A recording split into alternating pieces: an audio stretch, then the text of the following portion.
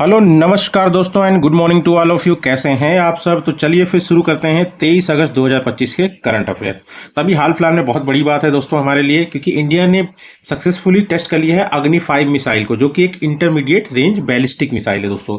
आप ये मत सोचना दोस्तों कि अग्नि 5 का मतलब जो अभी है मतलब टेस्ट जो किया गया है ये अभी भी किया नहीं दोस्तों। इसके टेस्ट जो है 2012 से ही चल रहे हैं, पर अभी ये क्या है ना दोस्तों, इसकी जो रात की क्षमता है ना उसको बस टेस्ट किया गया है। ठीक है, अब थोड़ा सा हम लोग जान लेते हैं। इसमें एक बैलिस्टिक टर्म आ रहा है दोस्तों। ये बैलिस्टिक मिसाइल होती कौन सी है दोस्तों? बैलिस्टिक मिसाइल अगर आप देखेंगे, एक क्रूज मिसाइल होती है, एक बैलिस्टिक मिसाइल होती है। ठीक है, अब क्रूज मिसाइल क्या होता है, जैसे कि अगर मान लीजिए जैसे यहाँ से लोकेशन है, यहाँ से आपने दागा तो थोड़ा सा ऊपर जाके फिर ये ऐसे सीधे जाके और ये टारगेट है ना, तो इस टारगेट को जाके ऐसे मतलब टारगेट करेगा। ठीक है, अचीव करेगा अपना ये वाला टारगेट। पर अगर आपने बैलिस्टिक मिसाइल छोड़ी तो बैलिस्टिक मिसाइल पहले जाएगी एटमॉस्फेयर से बाहर, फिर एटमॉस्फेयर से बाहर होने के बाद उसके बाद ये आके अपने टारगेट को हिट करेगी। वो अंदर वापस मतलब एक बार एटमॉस्फेयर से बाहर जाएगी, फिर एटमॉस्फेयर में री एंट्री करके अपने टारगेट को मतलब फिर से टारगेट करेगी। ठीक है, तो ये हो गया दोस्तों बैलिस्टिक मिसाइल और क्रूज मिसाइल। ठीक है, अब बैलिस्टिक मिसाइल में क्या है ना दोस्तों, जैसे आप ऊपर जा रहा है एटमॉस्फेयर के बाहर तो इसको रॉकेट पावर्ड देना पड़ता है, बहुत रॉकेट पावर्ड वाला होना चाहिए। ठीक है, और ये जो ये क्रूज मिसाइल है इसमें जेट पावर्ड होता है ये। ठीक है, ताकि ये तुरंत जाके, क्योंकि एटमॉस्फेयर के अंदर ही रहता है दोस्तों, है ना।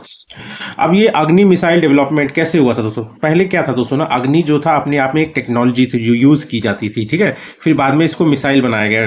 तो अग्नि मिसाइल डेवलपमेंट अगर आप देखेंगे तो ये किसके द्वारा डेवलप किया गया दोस्तों? तो ये एक प्रोग्राम था जो एपीजे अब्दुल कलाम जी लाए थे। ठीक है, इस प्रोग्राम का नाम था दोस्तों integrated guided missile of development program, IGMDP, 1983 में दोस्तों। ठीक है, अब इसके तहत बस ये था कि इंडिया अपना इंडिजीनियसली मतलब मिसाइल मतलब डेवलप करे, मैन्युफैक्चर करे, है ना।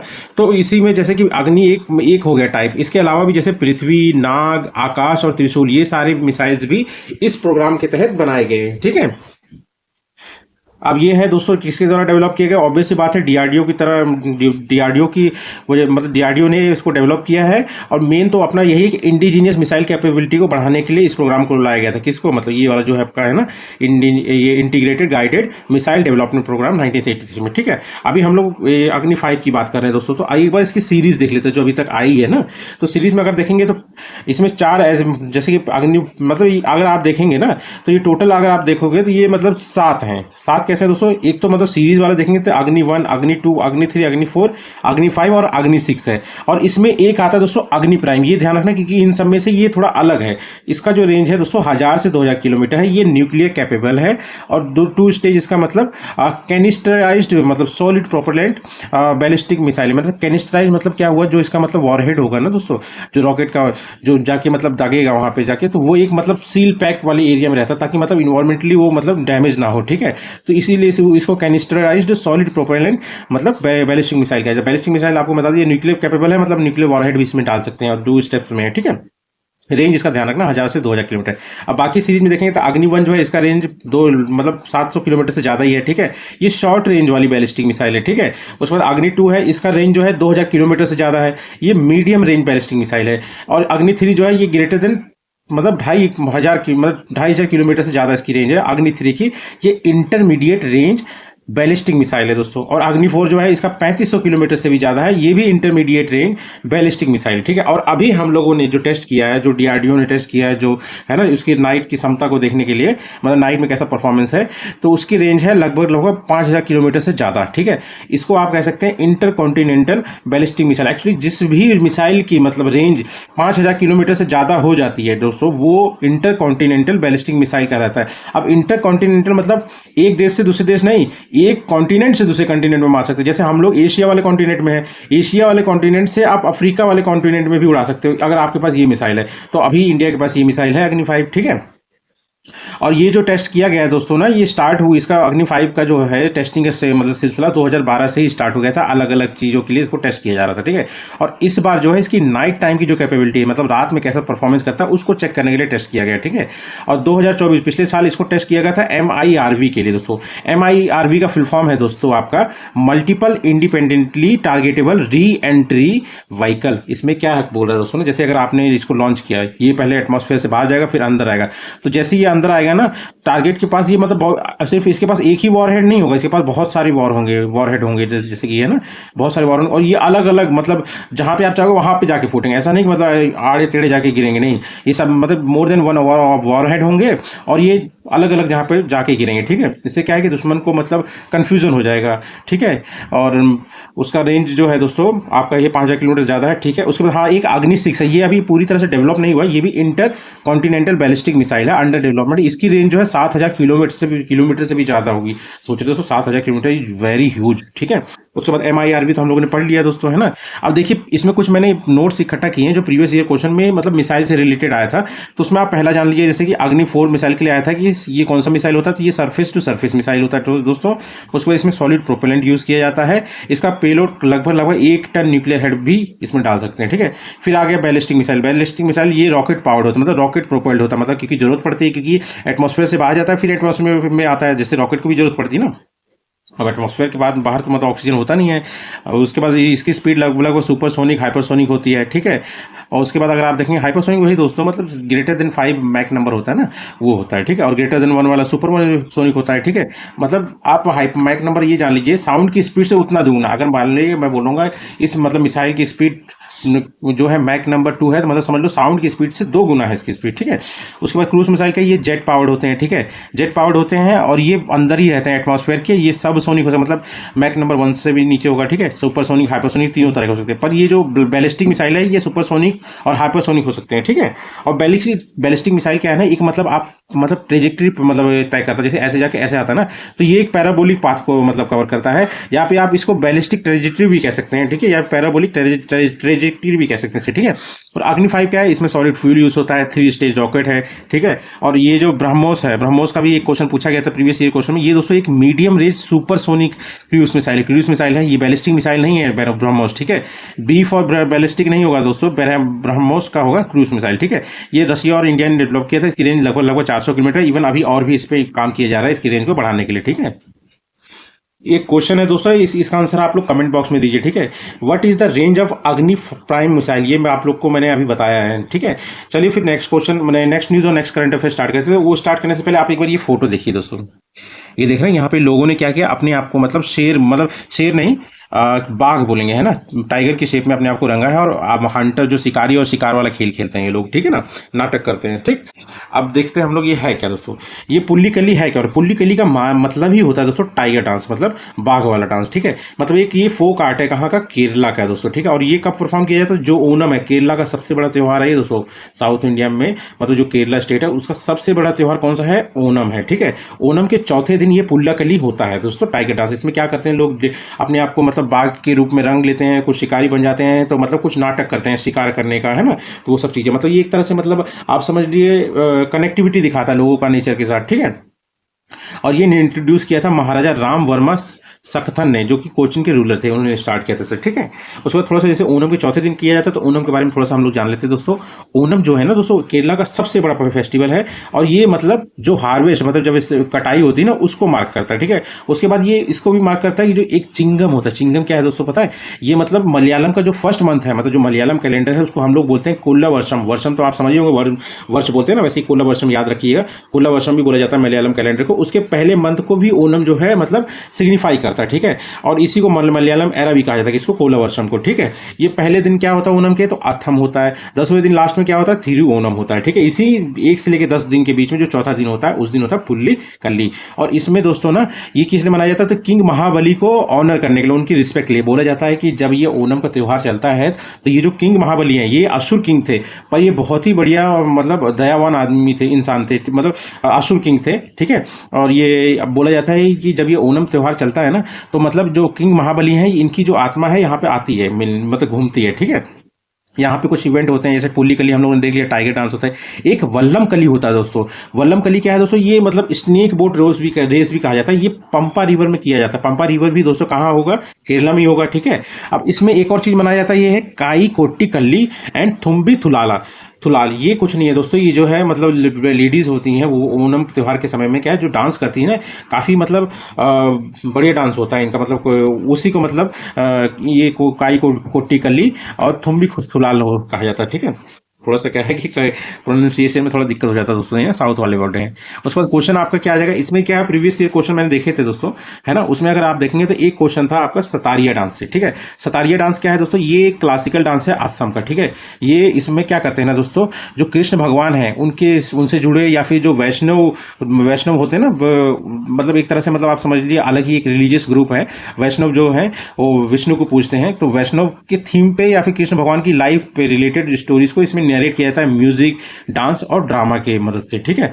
और इसको इंट्रोड्यूस किया था श्रीमंत शंकर देव ने, ठीक है। और इसमें जो गाया जाता है गाना वो किससे इंस्पायर होता है दोस्तों, ये बोर गीत से होता है, जो कि एक डिवोशनल सॉन्ग है। और ये कि इसका मतलब किसने मतलब लिखे थे, ये मतलब ये भी शंकर देव ने ही लिखे थे, ठीक है। बस इतना जान लीजिए। सतरिया डांस कहाँ पे होता है दोस्तों, असम में होता है, ठीक है। क्लासिकल डांस है, ये ध्यान रखिएगा। ये प्रीवियस ईयर क्वेश्चन पूछा था इसलिए मैंने इसको कवर कर लिया। तो इस आज क्वेश्चन आप लोग ट्राई करिएगा, इसको कमेंट बॉक्स में आंसर जरूर दीजिए दोस्तों, है ना। Nehru trophy boat roast race, इसको मतलब वल्लम कली भी कहा जाता है, ये कंफ्यूज मत होइएगा दोस्तों, ठीक है। वल्लम कली इसको भी कहते हैं, नेहरू ट्रॉफी बोट रेस। ये कहाँ परफॉर्म होता है, ये किसी लेक में होता है केरला के, उस लेक का नाम बताइए कमेंट बॉक्स में, ठीक है। उसके बाद थर्ड क्वेश्चन में third current affair, third news है दोस्तों, global solar alliance plans to establish research hub in India. अब ये ग्लोबल सोलर अलायंस ये वही है, इंटरनेशनल सोलर अलायंस की ही बात कर रहे हैं। इसमें ये कह रहा है, इस न्यूज़ में ये कहा जा रहा है कि ये मतलब सोच रहे हैं इंडिया में एक रिसर्च हब बनाने के लिए। रिसर्च हब मतलब जो भी मतलब सोलर एनर्जी से रिलेटेड जो भी मतलब इनोवेशन है या फिर आप समझ लीजिए टेक्नोलॉजीज के एडवांसमेंट के लिए, वो सारा काम वहाँ पे किया जाएगा, ठीक है। सॉरी, थोड़ा सा हम लोग जान लेते हैं इंटरनेशनल सोलर अलायंस के बारे में दोस्तों। ये एक तरह की ट्रीटी है दोस्तों, जब मतलब एक क्लाइमेट चेंज वाला कॉन्फ्रेंस चल रहा था ना, United nation framework conference on मतलब क्लाइमेट चेंज होता है ना, इसी में दोस्तों मतलब कन्वेंशन ऑन क्लाइमेट चेंज, ये जो है ना UNFCCC के द्वारा COP21 कराया जाता है। ये भी क्लाइमेट चेंज वाला ही है दोस्तों, पेरिस में। इसी दौरान में इंडिया और फ्रांस के जो प्रेसिडेंट हैं, ठीक है, मतलब इंडिया के PM हो गए और फ्रांस के प्रेसिडेंट, इन दोनों ने मिलकर 2015 में इस ट्रीटी को बनाया था, मतलब ये स्टार्ट किया था, मतलब इंटरनेशनल सोलर अलायंस। और एक ट्रीटी बनाई थी जिसके द्वारा मतलब इसको स्टार्ट किया गया था, ठीक है। अब इस ट्रीटी को साइन किया था लोगों ने, साइन तो ये लगभग 119 लोगों ने भी किया था। अब पर रेटिफाई सिर्फ 100 ने किया, मतलब पूरी तरह से फुल मेंबर 100 ही हैं। अब इसमें देखो 119 सिग्नेटरी है और 100 रेटिफाइड है, दोनों में अंतर है क्या। देखिए सिग्नेटरी मतलब साइन कर दिएगा, हाँ हम लोग इच्छुक हैं, हम इसको मतलब बाउंड करने के लिए अपने आप को इच्छुक है, इसमें जो भी कहा जाएगा करने के लिए इच्छुक है। पर लीगली अगर आप देखें जिसने मतलब एक्सेप्ट कर लिया कि हाँ हम इसको करेंगे ही, पक्का करेंगे, वो होता है रेटिफिकेशन। तो रेटिफिकेशन सिर्फ 100 लोगों ने, 100 नेशंस ने दिया है और 119 ने साइन किया है, ठीक है। अब इसका फोकस क्या है दोस्तों, फोकस वही है दोस्तों, मतलब पूरी दुनिया भर में मतलब ग्लोबली सोलर एनर्जी टेक्नोलॉजीज को डिप्लॉय करना, ताकि मतलब मैक्सिमम जो रिक्वायरमेंट है एनर्जी की वो रिन्यूएबल एनर्जी से पूरा हो सके, ठीक है। अब इसमें क्या है, फ्रेमवर्क जो है दोस्तों, इसको मतलब देखेंगे जब फ्रेमवर्क साइन हो गया था, तो इसका फ्रेमवर्क जो एग्रीमेंट है ये फोर्स में कब आया था, 2017 से, ठीक है। स्टेब्लिशमेंट 2015 में ही हो गया था, ठीक है। अब किसके दौरान हुआ था, COP21 UNFCCC के दौरान हुआ था, पेरिस में जो हुआ था, ठीक है। इसका विजन है किसका, इंटरनेशनल सोलर अलायंस का, इसका भी विजन है दोस्तों, let us together make the sun brighter. और मिशन क्या है, every home no matter how far away will have a light at home. ये है दोस्तों, इधर से है ना, ये थोड़ी इधर कंफ्यूजन हो जाएगा कोई, ये अच्छा हाँ ये है, मार्क करेगा ना, ये देखिए, ठीक है। अब ये जो इसका हेडक्वार्टर है दोस्तों, ये गुरुग्राम में है, ठीक है। गुरुग्राम में भी NISE ये एक इंस्टीट्यूट है, national institute of solar energy, यहीं गुरुग्राम में ही है ये, वहाँ पे इसका हेडक्वार्टर है, ठीक है। उसके बाद इसका काम क्या है दोस्तों, इंटरनेशनल सोलर अलायंस एक्चुअली क्या है दोस्तों, जब ये स्टार्ट किया गया था ना, तब क्या है कि थोड़ा सा मतलब इसमें रिस्ट्रिक्शन लगा दिया था। रिस्ट्रिक्शन ये लगा दिया गया, तो बोला जा रहा था जो भी टॉपिक ऑफ कैंसर और टॉपिक ऑफ कैप्रिकॉन के बीच में कंट्रीज है सिर्फ वही अलाउ है। पर उसके बाद क्या किया गया ना, इसमें अमेंडमेंट कर दिया गया। अमेंडमेंट करके क्या बोला गया कि जो भी यूनाइटेड नेशन के मेंबर हैं वो सब एलिजिबल हैं इसमें मेंबर बनने के लिए, ठीक है। अब इसका काम क्या है, वही सोलर एनर्जी को प्रमोट करना as a mainstream energy, मतलब मैक्सिमम जो यूटिलाइजेशन हो किसी एनर्जी से तो वो सोलर एनर्जी हो, ठीक है। इससे क्या है कि जो मतलब फॉसिल फ्यूल या फिर ये सब कोयला वोयला जला के जो एनर्जी है तो उसमें कम होगा। अब कम होगा तो मतलब कार्बन डाइऑक्साइड का इमिशन कम होगा, क्लाइमेट चेंज ज़्यादा नहीं खराब होगा, ठीक है। और स्पेशली सन रिच कंट्रीज में, ठीक है, मेन फोकस सन रिच कंट्रीज में था। और reducing dependence on fossil fuel, यही मेन फॉसिल फ्यूल के ऊपर डिपेंडेंस, क्योंकि एक्चुअली क्या इनको बनने में बहुत टाइम लगता है और अभी जैसे खत्म होने में जल्द टाइम नहीं लग रहा है, पर बनने में बहुत टाइम लगता है, ठीक है। इसकी एलिजिबिलिटी मैंने आपको बताया दोस्तों, इनिशियली मतलब लिमिटेड था वही टॉपिक ऑफ कैंसर और कैप्रिकॉन के बीच वाली कंट्रीज के बीच में, और अब क्या है इसको मतलब यूएन जो भी यूनाइटेड नेशन के मेंबर्स हैं उन सबको लिए है। ये 2020 का अमेंडमेंट जब किया गया था इंटरनेशनल सोलर अलायंस वाला जो है उसमें एग्रीमेंट में, तो उसके दौरान मतलब इसको अलाउ कर दिया गया था। ठीक है, इसका गोल क्या है दोस्तों, गोल बस इतना ध्यान से रखिए, टुवर्ड्स 1000 स्ट्रेटेजी, ये काफ़ी इंपॉर्टेंट है, ये पूछा भी गया है। ठीक है, अब टुवर्ड्स 1000 स्ट्रेटेजी है क्या दोस्तों, इसमें ये कहा जा रहा है कि टारगेट लिया गया 2030 तक, क्या इन्वेस्टमेंट कम से कम 1000 बिलियन का होना चाहिए 2030 तक, और एनर्जी कितने लोगों तक पहुंचना चाहिए, कम से कम 1000 मिलियन लोगों तक पहुंचना चाहिए। उसका कैपेसिटी कितनी जनरेट होनी चाहिए तब तक 2030 तक, कम से कम 1000 गीगावाट तक कैपेसिटी का मतलब जनरेट होना चाहिए। और CO2 मिटिगेशन मतलब जो मतलब इमिशन कम करने की बात कर रहे हैं, तो वो कम से कम 1000 मिलियन टन पर ईयर कम हो। ठीक है, उसके बाद स्ट्रक्चर मतलब बचाएंगे। ठीक है, स्ट्रक्चर क्या है दोस्तों, इसमें 4 स्ट्रक्चर हैं। पहला तो है आपका ISA असेंबली, ये सबसे बड़ी बॉडी है, सबसे एपेक्स बॉडी है जो कि डिसीजन करेगी। ठीक है, हर चीज़ में, हर मैटर में इस संस्था से रिलेटेड। और स्टीयरिंग कमेटी क्या है, ये गाइडेंस देगी, अपना रिव्यू देगी, मतलब किसी चीज़ पे, या फिर रिकमेंडेशन देगी। ठीक है, उसके बाद सेक्रेटेरिएट है, यही इन दोनों का जो असेंबली है और जो स्टीयरिंग कमेटी है, इनके द्वारा जो भी डिसीजन आएगा उसको मतलब इंप्लीमेंट करने के लिए सेक्रेटेरिएट है। और इस सेक्रेटेरिएट का जो हेड होगा वो होगा डायरेक्टर जनरल, और डायरेक्टर जनरल हेड होगा, इसका टेन्योर 4 साल का होगा, और ये दोबारा इलेक्शन के लिए एलिजिबल है। ठीक है, और कुछ इनिशिएटिव और ये इंटरनेशनल सोलर अलाउंस के थ्रू किए भी गए हैं इनिशिएटिव और प्रोजेक्ट्स दोस्तों। तो उसमें पहला जो है, अगर आप ध्यान रखिए, स्टार्क, इसका फुल फॉर्म क्या है दोस्तों, solar technology application resource centre. ठीक है, इसमें बस ये क्या है दोस्तों, जो मेंबर कंट्रीज हैं उनमें स्किल डेवलप करना, किससे रिलेटेड, सोलर एनर्जी से रिलेटेड। ठीक है, उसके बाद एक आ जाता है आईटेक, ये इंडिया का है दोस्तों, Indian technical and economic corporation. इसका बस ये एम था, जो इंडिया का जो डेवलपमेंट एक्सपर्टीज है, जो भी हम लोगों ने मतलब टेक्नोलॉजी में डेवलप मतलब एक्सपर्टीज पाया है, मतलब तजुर्बा पाया है, उसको मतलब जो मतलब डेवलपिंग नेशन है ना, जो मतलब डेवलप कर रही कंट्री, उनको बताना इस मतलब प्रोग्राम के थ्रू। ठीक है, और इसी के तहत जो ISA है, इंटरनेशनल सोलर अलायंस है, ये ट्रेनिंग मतलब देता है सोलर एनर्जी की टेक्नोलॉजीज में, किसको, जो इंटरनेशनल सोलर अलायंस के मेंबर कंट्रीज हैं उनके ऑफिशियल्स को। ठीक है, और किसके द्वारा ये रन किया जाता है, तो ये इंडिया की जो मिनिस्ट्री ऑफ एक्सटर्नल अफेयर है उसके द्वारा लॉन्च किया था। ये स्कीम है, ध्यान रखना दोस्तों, आईटेक, Indian technical and economic corporation scheme. ठीक है, उसके बाद तीसरा आ जाता है दोस्तों आपका ओसोवोग कुछ नहीं है दोस्तों, ये है one sun one world and one grid मतलब दोस्तों पूरे दुनिया को मतलब एक तरह से ग्रिड की तरह जोड़ना, सारी चीज, सारे जितने भी हैं। ठीक है, तो उसी के लिए ये है, एक ही सूर्य है, एक ही दुनिया है और एक ही ग्रिड है, मतलब सबको। ठीक है, कनेक्टिविटी के लिए है मतलब। ठीक है, और ये किसके द्वारा प्रपोज किया गया था, इंडिया के द्वारा 2018 में प्रपोज किया था। इसका मोटो ध्यान रखना काफी इंपॉर्टेंट है, द सन नेवर सेट्स। और बाकी प्रीवियस ईयर क्वेश्चन मैंने इससे रिलेटेड देखा था दोस्तों, कुछ ऐसा क्वेश्चन नहीं था कि इस मतलब नोट से बाहर हो। ठीक है, होता तो मैं नोट्स में आपको कर देता। ठीक है, क्वेश्चन आप देख लीजिए, initially ISA was limited to which countries, अब ये आप बता दीजिए, मैंने अभी आपको बताया था। ठीक है, अब फोर्थ न्यूज और फोर्थ करंट अफेयर क्या है दोस्तों, US imposes new sanctions on ICC officials over Israel. Actually क्या है दोस्तों ना, ये इंटरनेशनल क्रिमिनल कोर्ट है, इसने क्या है मतलब व्लादिमीर पुतिन जो है रशिया के खिलाफ, उनके बाद भी उनके ऊपर भी वारंट निकाला था। उसके बाद जो इजराइल के PM है ना, वो उनके ऊपर भी मतलब अरेस्ट वारंट का निकाला था। इसका मतलब क्या है कि ICC की जितनी भी मेंबर कंट्रीज है उसमें से किसी भी कंट्री में अगर ये लोग गए तो इनको मतलब गिरफ्तार कर लिया जाएगा। तो इन्हीं सब चीज़ों में मतलब US तो आप जान ही रहे हैं, इजराइल को तो अपना 51st मतलब स्टेट मानता है। ठीक है, और बोलता है कि भाई इजराइल कुछ अलग नहीं है, तो अब इजराइल पे अगर ऐसा कुछ करेंगे तो ये US भी तो करेगा ही ना। तो वही US ने सैंक्शन लगाया इनके ऑफिशियल्स पे। ठीक है, अब थोड़ा सा हम लोग जान लेते हैं इंटरनेशनल क्रिमिनल कोर्ट क्या है दोस्तों। ये समझ लीजिए दुनिया का पहला और मतलब और सिर्फ अकेला मतलब पहला और मतलब only permanent international criminal tribunal in the world है दोस्तों। ये क्या है, इंडिविजुअल क्राइम्स में ज़्यादा बात करता है। ठीक है, जैसे किसी ने मतलब जेनोसाइड करा दिया, बहुत सारे लोगों को मतलब जैसे कि ट्राइब हो या कम्युनिटी को इकट्ठे मरवा दिया है ना। उसके बाद जैसे वॉर क्राइम्स करा दिए, मतलब जैसे किसी मतलब जैसे प्रेसिडेंट ने मतलब करवा दिया, तो वो पर्टिकुलर आदमी है ना, वो करवा रहा है, रिस्पॉन्सिबल वही है। तो ऐसे केसों में ये मतलब इंटरफेयर करता है। ठीक है, इसका एस्टेब्लिशमेंट हुआ था 2002 में दोस्तों, इसका हेडक्वार्टर हेग में नीदरलैंड में। ठीक है, और दोस्तों इसको किसके द्वारा गवर्न किया जाता है, रोम स्टैट्यूट के द्वारा, मतलब एक तरह से आप समझ लीजिए एक रूल बुक है इसके लिए, किसके लिए, इंटरनेशनल क्रिमिनल कोड। ठीक है, रोम स्टैट्यूट ये ट्रीटी है। ठीक है, जो कि अडॉप्ट की गई थी 1998 में। अब इसमें क्या है, 4 तरह के क्राइम्स को ये इंक्लूड करता है दोस्तों। ठीक है, पहला आपका जीनोसाइड हो गया, वही मैं जो आपको बता रहा, कम्युनिटी हो गया या फिर ट्राइब्स हो गया या पर्टिकुलर बहुत सारे लोग हो गए, मतलब उनको इकट्ठे मरवा देना है ना।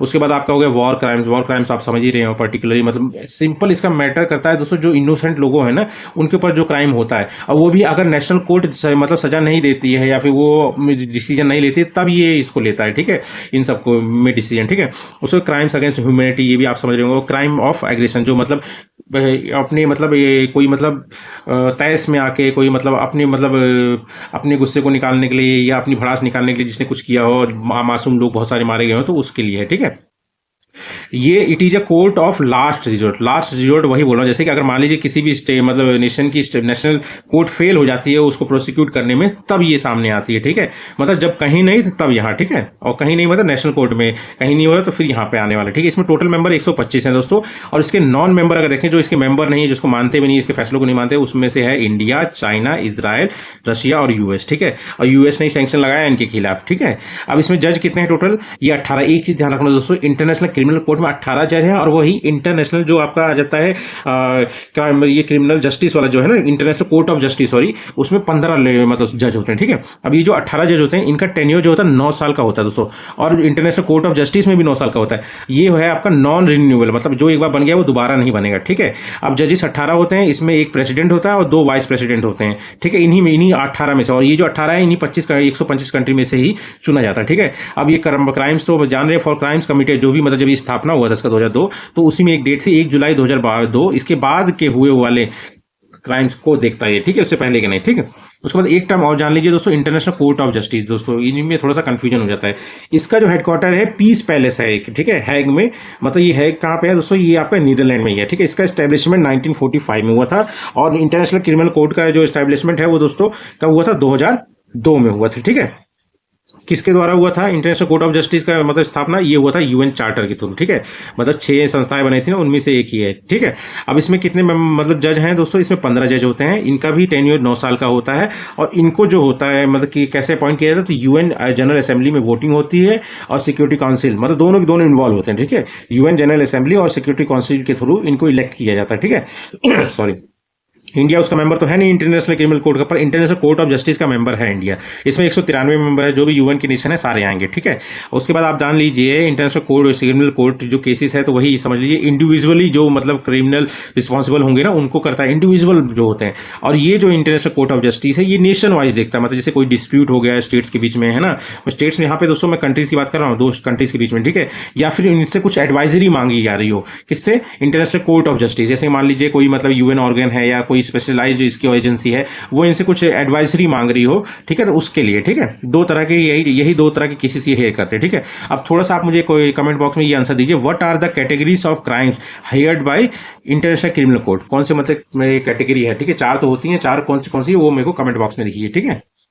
इसके बाद 5th न्यूज और 5th करंट अफेयर दोस्तों, 130th कॉन्स्टिट्यूशनल अमेंडमेंट बिल 2025। ये एक्चुअली क्या अगर पास हो गया दोस्तों ना, तो ये किसको अमेंड करेगा पता है, ये अमेंड करेगा आर्टिकल 75 को, और ये बन जाएगा कौन सा, 107वां कॉन्स्टिट्यूशनल अमेंडमेंट एक्ट। अभी तो ये बिल है, अगर पास हो गया तो ये बन जाएगा एक्ट, ठीक है। कौन सा, 107वां, ठीक है। बिल बहुत आते हैं, मतलब पास नहीं हो पाते हैं, तो नंबर्स तो उनके बढ़ते जाते हैं, पर जब अगर वो एक्ट में कन्वर्ट हो जाते हैं तब जाके वो मतलब एक्ट बनते हैं, ठीक है, अगर पास हो जाते हैं। तो 107वां कॉन्स्टिट्यूशनल अमेंडमेंट एक्ट बनेगा अगर ये पास होगा। अभी क्या है, इसको इंट्रोड्यूस किया गया लोकसभा में। ये इंपॉर्टेंट इसलिए क्योंकि इसमें कुछ क्राइटेरिया अलग है जो जानना जरूरी है दोस्तों। ये जैसे कि आर्टिकल 75 क्या बोलता है, जो प्राइम मिनिस्टर हो गया और काउंसिल ऑफ मिनिस्टर हो गया ना, इनके अपॉइंटमेंट, टेन्योर और उनकी जो रिस्पॉन्सिबिलिटी है, इसके बारे में बात करता है आर्टिकल 75।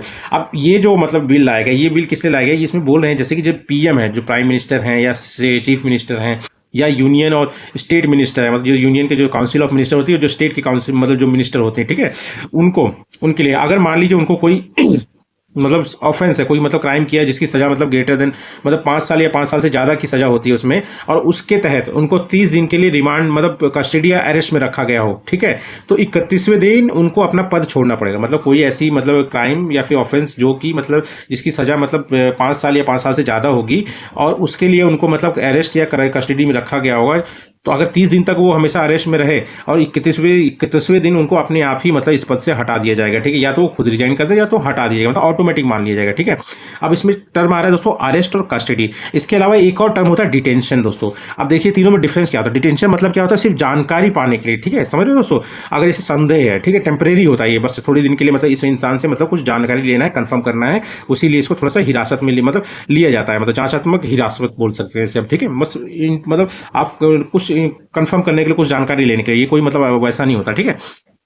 उसके बाद अरेस्ट क्या होता है, अरेस्ट मतलब हुआ दोस्तों किसी व्यक्ति को मतलब लीगल तौर से मतलब अरेस्ट करना, ताकि मतलब वो कोई और क्राइम ना कर सके या फिर जो भी मतलब उसके खिलाफ सबूत है उसको छेड़खानी ना कर सके, तो उस केस में मतलब लीगल हो, लीगली किसी को मतलब उसमें जेल में या फिर आप समझ लीजिए थाने में रखने के लिए, ठीक है।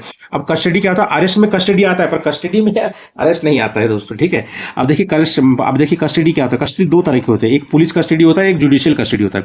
पुलिस कस्टडी मतलब हुआ दोस्तों जैसे कि थाने में रखना, जो मतलब पुलिस होता है ना, जो पुलिस वहां पर रहती है, स्टेशन होता है, उसके थाने में रखने के लिए होता है। और जुडिशियल कस्टडी होता है जो जेल होता है उसके अंदर रखना है, इतना ही डिफरेंस है, ठीक है। उसके बाद एक और चीज जाना कि अगर इस बिल में एक और चीज दिया गया है कि अगर मान लीजिए यूनियन मिनिस्टर जो है पीएम, मतलब पीएम अगर एडवाइस कर दे कि इनको हटा देना तो हटाया जाएगा, अगर नहीं हटते हैं, मतलब यही 31वें दिन की बात कर रहा हूँ, पीएम एडवाइस करेंगे हटाने के लिए प्रेसिडेंट से और प्रेसिडेंट हटा देंगे, ठीक है। और अगर नहीं किया पीएम ने एडवाइस तो ये ऑटोमेटिक रिजाइन माना जाएगा, ठीक है। और वही स्टेट मिनिस्टर के साथ भी है कि सीएम प्रेसिडेंट से मतलब सीएम को एडवाइस करना पड़ेगा, मतलब गवर्नर से, ताकि वो उनको हटा सके, ठीक है। पर अगर ये सीएम नहीं भी करते हैं, मतलब गवर्नर नहीं भी करते हैं, तो फिर मतलब सीएम अगर एडवाइस नहीं करते हैं गवर्नर से, तो इनको मतलब जो इनके मिनिस्टर्स हैं, स्टेट मिनिस्टर, इनको ऑलरेडी माना जाएगा कि ये रिजिग्नेशन दे चुके हैं, ठीक है। ये लोग कस्टडी या अरेस्ट से बाहर आने के बाद दोबारा रीअपॉइंट हो सकते हैं, पर उस बीच में नहीं, ठीक है। उसके बाद एक्चुअली क्या है, मतलब वहां से बैठ के मतलब सरकार चलाना अच्छी बात नहीं होती ना, तो थोड़ा सा अजीब लगता है, ठीक। लोगों का विश्वास घटता है इन सब चीज़ों के चक्कर में, ठीक। उसके बाद 6 न्यूज़ क्या है दोस्तों, IIM अमेंडमेंट बिल 2025। ये क्या है दोस्तों, एक्चुअली क्या है, एक मतलब और बिल है, उस बिल का नाम है, ये कहाँ गया, एक सेकंड देखिए, ये रहा, IIM एक्ट 2017। इसको अमेंड करके ना, इसमें IIM गुवाहाटी जो है उसको 22वां IIM बनाया जाएगा इंडिया का, ठीक है। और नॉर्थ ईस्ट इंडिया का सेकंड होगा ये, ठीक है। और पहला कौन है, तो ये IIM शिलोंग है 2007। बस इतना जान लीजिए, ये अभी पास हुआ है लोकसभा में, जिसके तहत में मतलब IIM गुवाहाटी को मतलब बनाया जाएगा गुवाहाटी में, ठीक है। जो कि 22वां IIM होगा इंडिया का और सेकंड नॉर्थ ईस्ट इंडिया का होगा, ठीक है। इंडिया का पहला IIM, ये दोस्तों इंडियन इंस्टीट्यूट ऑफ मैनेजमेंट है, ठीक है। और ये किसके मतलब कब बना था दोस्तों, तो 1961 में IIM कोलकाता, यही पहला है, ठीक है। कंफ्यूज में तो ये पूछ सकते हैं स्टैटिक जीके में, ठीक है। इसके बाद 7th न्यूज़ और 7th करंट अफेयर है आपका दोस्तों, नेशनल स्पेस डे। ये क्यों मनाया जाता है दोस्तों, जो चंद्रयान 3 मिशन हुआ था ना, उसके सक्सेसफुली लॉन्च होने की खुशी में इसको बनाया जाता है हर साल, मतलब 23 अगस्त को मनाया जाता है। 2023 में मतलब घोषित किया गया था पीएम मोदी के द्वारा, और फर्स्ट टाइम 2024 में मनाया गया है, ठीक है। अब जो 23 अगस्त 2023 को मतलब चंद्रयान 23 मतलब जो 3 था हमारा, सक्सेसफुली कहाँ लैंड हुआ था, मून पे भी, वो भी साउथ पोल पे। अगर मून पे लॉन्च होने वाला देखेंगे तो वो चौथा नेशन बन जाएगा हमारा देश, ठीक है। चाइना, रशिया और अफ्रीका में USA के बाद इंडिया चौथा कंट्री है जो कि मतलब मून पे लैंडिंग किया है, ठीक है, सक्सेसफुली, ठीक है। और अगर साउथ पोल पे देखेंगे तो मतलब इंडिया पहला है, ठीक है। थीम इसकी क्या है इस बार की 2025 की, तो आर्यभट्ट टू गगनयान, सॉरी दोस्तों, गगनयान, ठीक। और चंद्रयान 3 में वही इसरो मान लो या इंडिया मान लो, ये तो चौथा स्पेस एजेंसी है चाइना, रशिया और USA के बाद जिसने मतलब मून पे लैंड किया, ठीक है। इसको लॉन्च कब किया गया था दोस्तों, तो 14 जुलाई 2023 में लॉन्च किया गया था। लैंड कब किया था, 23 अगस्त 2023 में ये लैंड कर लिया था मून पे, ठीक है, वो भी साउथ पोल पे, ठीक है। इसकी लॉन्च जो साइट है ये कहाँ से मतलब लॉन्च किया गया था, तो सतीश धवन स्पेस सेंटर से लॉन्च किया गया था।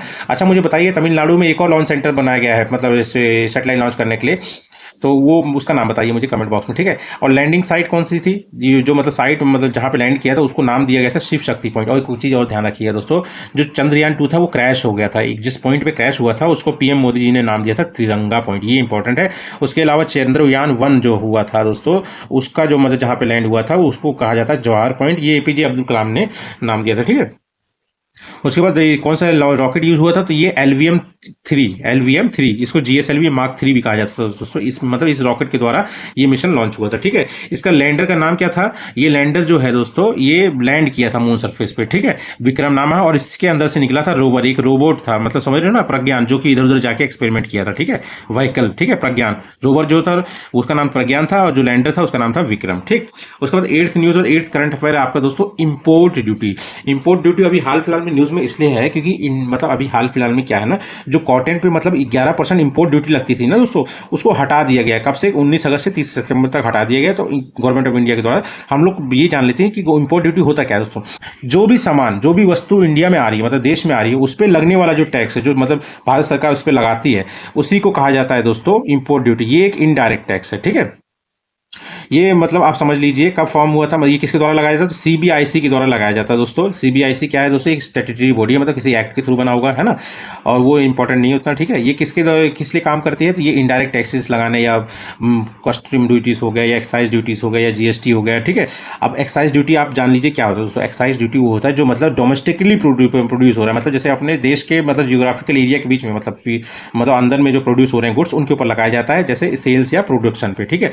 और कस्टम ड्यूटीज क्या हो गया, कस्टम ड्यूटीज वो हो गया जैसे कि मतलब जो गुड्स मतलब इंपोर्ट किए जा रहे हैं कंट्री, मतलब जो लाए जा रहे हैं, ठीक है, उनको कस्टम ड्यूटी लगाया जाता है, ठीक है। इसका हेडक्वार्टर सीबीआईसी का कहाँ है दोस्तों, तो ये है न्यू दिल्ली में। इसका फुल फॉर्म है दोस्तों central board of indirect taxes and customs, ठीक है। और ये जो मतलब इंपोर्ट ड्यूटी मतलब किया जाता है, तो इसको जो कि मतलब इम्पोज किया जाता है वो एज पर कस्टम एक्ट 1972 और कस्टम टैरिफ्स एक्ट 1975 के तहत ही लगाया जाता है, ठीक है। और किसके अंडर में है सीबीआईसी, जो है central board of indirect taxes and custom, ये है आपके revenue of department of revenue, वो भी किस मंत्रालय के अंदर में, मिनिस्ट्री ऑफ फाइनेंस। और इसके चेयरपर्सन अभी हाल फिलहाल में संजय अग्रवाल जी, ये करंट हैं, ठीक है, आईआरएस हैं, ठीक है। इसके बाद नाइन्थ न्यूज़ और नाइन्थ करंट अफेयर है आपका दोस्तों सहारिया ट्राइब, ठीक है। अब सहारिया ट्राइब की ये हैं लेडीज़ दोस्तों, ये ऐसे ही कपड़े पहनते हैं, ऐसे रहते हैं, ठीक है।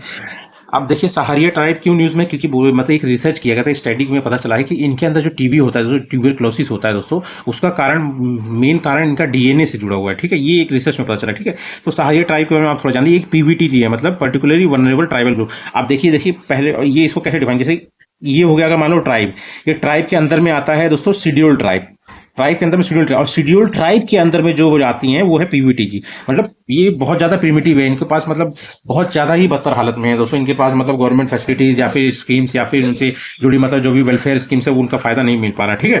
तो उनके लिए है ये पीवीटीजी से मतलब कुछ एक्स्ट्रा ध्यान दिया जाता है गवर्नमेंट की तरफ से, ठीक है। अब सहारिया ट्राइब जो है आप समझ लीजिए, मतलब इंडिया में टोटल कितनी सब पीवीटीजीज हैं, मतलब 18 स्टेट और एक यूटीज़ में है शायद, है ना। टोटल मिला के 75 पीवीटीजीज हैं, उसमें से एक है ये सहारिया ट्राइब। अगर एमपी में देखेंगे, मध्य प्रदेश में, ये तीसरी मतलब 3 जो पीवीटीजी है उनमें से एक है। बाकी 2 जो कौन सी है वो दोस्तों, एक बैगा और बहारिया भी पीवीटीजी है, ये मतलब मध्य प्रदेश की हैं, ठीक है। अब सहारिया ट्राइब जो है ये दोस्तों समझ लीजिए इनका जो घरों का ग्रुप होता है उसको कहा जाता है सहाराना। हाँ दोस्तों एक चीज़ ध्यान रखिएगा, जो मतलब आप सबरी जानते हो ना, रामायण में जो सबरी थी जिन्होंने मतलब झूठे बेर खिलाए थे मतलब राम भगवान को, उनसे बोला जाता है कि इनकी जो पीढ़ी है उन्हीं से मतलब रिलेटेड है, ठीक है। और इनके में बहुत अलग अलग मतलब प्रथा रहती है, जैसे कि मान लीजिए अगर बड़ा बेटे की शादी हो जाती है तो वो घर से अलग हो जाता है, ठीक है, और पूरी जिम्मेदारी छोटी बेटे पे आ जाता है, ठीक है। इस तरह की कुछ ट्रेडिशन इनके चलाए जाते हैं। और इनमें जो है मुखिया होता है वो पटेल होता है, और इनको चुनता कौन है, वो मतलब जो घर के मतलब लोग होते हैं ना, वही सब मिलकर चुनते हैं, पटेल, इनके मुखिया को पटेल कहा जाता है, ठीक है। और ये मतलब जो कत्था होता है, कत्था जो पान में लगता है ना, कटेचू बोला जाता है, उसको बनाने में मतलब काफ़ी एक्सपर्ट होते हैं। मतलब जो कत्था बनता है किससे बनता है, एकाकिया ट्री से, या फिर इसको आप लोग खैर वाले पेड़ भी बोल सकते हैं, ठीक है। अब थोड़ा सा हम लोग जानते हैं टीबी के बारे में, ट्यूबरक्लोसिस। ट्यूबरक्लोसिस सबसे पहले आप जान लीजिए एक बैक्टीरिया कारण होता है, उस बैक्टीरिया का नाम है माइकोबैक्टीरियम ट्यूबरक्लोसिस। ये मोस्टली लंग्स को इफेक्ट करता है, पर अगर टाइप्स के हिसाब से देखो तो 3 तरफ के होते हैं दोस्तों। एक हो गया पल्मोनरी टीबी, ये लंग्स को इफेक्ट करता है। एक्स्ट्रा पल्मोनरी टीबी ये दोस्तों अदर पार्ट जैसे मतलब ब्रेन हो गया, बोन्स हो गया, या फिर लिम्फ नोड्स हो गया ना, इनको इफेक्ट कर सकता है, आपको करता है, ठीक है। उसके बाद आपका आ गया मिलियरी टीबी, ये किसको इफेक्ट करता है, ये दोस्तों पूरे बॉडी में स्प्रेड होता है, ये सीवियर कंडीशन बहुत ज़्यादा पूरे बॉडी में, ठीक है। इसको अब मतलब अगर ये तो एक डिफाइनेशन हो गया मतलब पार्ट के हिसाब से, इसको एक तरह से मतलब 2 लेटेंट टीबी और एक्टिव टीबी के द्वारा भी मतलब डिफाइन किया जाता है। लेटेंट टीबी मतलब इम्यूनिटी इतनी अच्छी होती है कि मतलब इसको दबा देती है, मतलब बैक्टीरिया क्या है कि डोरमेंट रहता है, मतलब वो कोई सिम्टम दिखाता नहीं है, और ना ही ये कॉन्टेजिनियस होता है, मतलब किसी और को फैलता भी नहीं इससे, अगर लेटेंट टीबी है तो। पर एक्टिव टीबी में क्या होता है, बैक्टीरिया काफ़ी जल्दी मल्टीप्लाई करता है और आदमी को सिक कर देता है, बीमार कर देता है, और ये कॉन्टेजियस है, मतलब दूसरे आदमी अगर इसके कॉन्टैक्ट में आएंगे तो ये मतलब इसको मतलब हो जाएगा टीबी, ठीक है। इसको एक तरह से और डिफाइन करते हैं ड्रग रेसिस्टेंट टीबी, मतलब इस पर कोई मेडिसिन का भी प्रभाव नहीं पड़ता, इतने रेसिस्टेंट होते हैं, ठीक है। और वैक्सीनेशन इसमें यूज किया था, कॉम्बिनेशन होता है दोस्तों, एक है ना, जैसे बैक्टीलस कैलेमेथी गुएरिन, ठीक है।